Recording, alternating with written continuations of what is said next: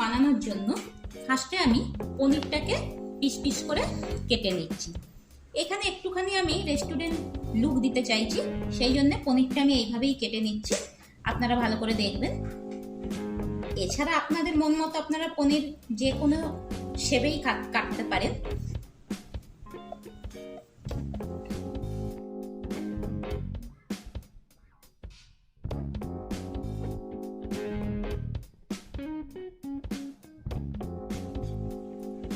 এইভাবে করে আমি পনিরগুলোকে পিস করে নিচ্ছি। সাধারণত রেস্টুরেন্টে আপনারা দেখে থাকবেন যে এইভাবেই পনির হান্ডিতে পনিরগুলো কাটা থাকে। এতে প্রথমেই দিয়ে দিচ্ছি আমি ঘি। এই রেসিপিটা ঘিয়েতে খুবই ভালো হবে।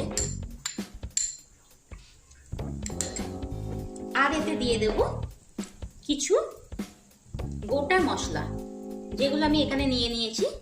তেজপাতা, শাহি জিরে, চক্রফুল, দারচিনি, বড় এলাচ, লবঙ্গ আর ছোট এলাচ, এগুলো আমি এতে দিয়ে দিচ্ছি।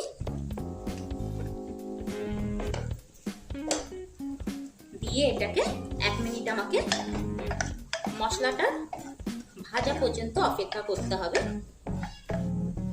মশলাটা ভাজা ভাজা হয়ে গেছে।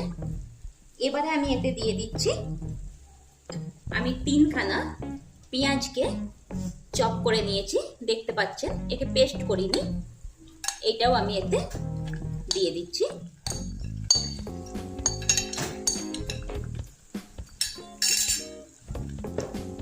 এই রেসিপিতে পেঁয়াজটাকে পেস্ট করে নিলে ভালো লাগবে না, সেই জন্য আমি এটা পেস্ট বানাইনি।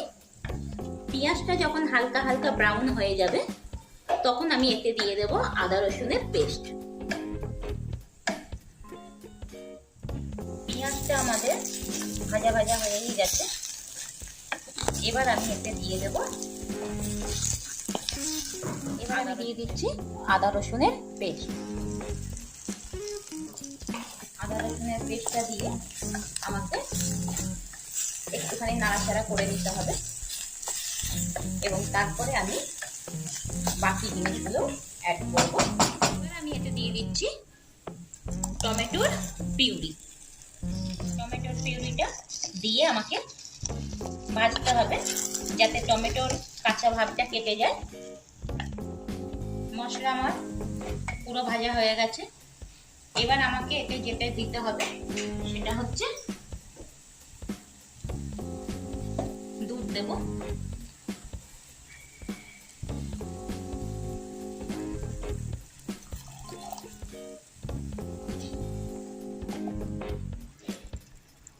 এবার আমি দিয়ে দিচ্ছি এতে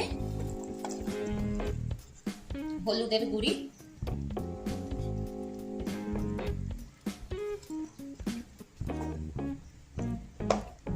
কাশ্মীরি লাল লঙ্কা আর ধনে আর জিরে গুঁড়ি দিয়ে মশলাটাকে আমাকে আবার একটু ভেজে নিতে হবে। এবার আমি এতে দিয়ে দিচ্ছি পনিরগুলো।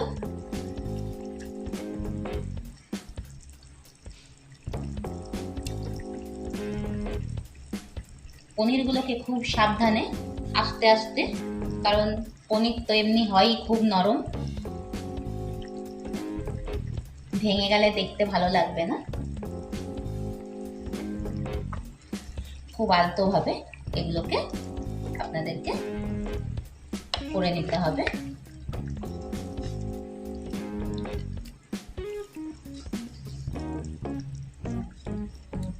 এবারে আমি দিয়ে দেব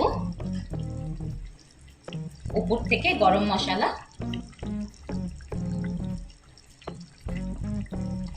আর দেব কস্তুরি মেথি। কস্তুরি মেথিটাকে হাতে নিয়ে একটুখানি ক্রাশ করে দিলে এর কিন্তু গন্ধ আরো খুব ভালো হয়।